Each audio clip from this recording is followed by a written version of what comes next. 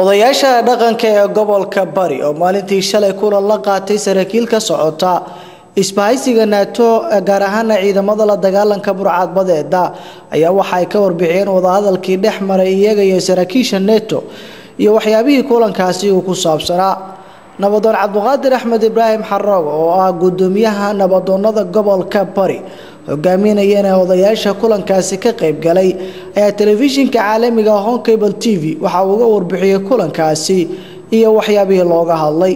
shalay waxay noo ahayd kulan aad u weyn oo wasiirka dekedaha iyo gobolka iyo degmaduba ay ka soo qayb arrinta ay iyagu soo qaban qaabiyeen. kulankii wuu dhacay, saraakiishii ugu sarreysayna waan la kulannay ilaa sarkaalkii ugu sarreeyay hadda NATO. waxaan isweydiinay dhibaatooyinka badda ka dhacaya iyo burcadbadeeda inaana wax shaqo ah shacabkuna uu dhibaato badan ku qabo, dawladduna ay wax badan ka qabteen, iyagoo ruuxadoodu ay khasaaro badan ay badda ka geystaan oo khaladaad badan uu dhaco.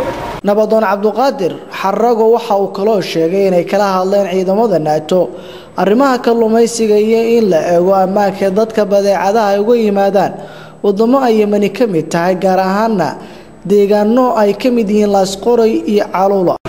kalluumaysatada waan ka hadalay, waxaan ka hadalay magaalooyin waxa jira sida Laasqoray iyo Caluula iyo meelaha ay ka mid tahay oo dekedan Boosaaso aan ku xirray oo ay uga yimaadaan wadamada Carabta raashinkooda iyo agabkooda uga yimaado, taasoo ay dhibaato badan ka soo gaadho.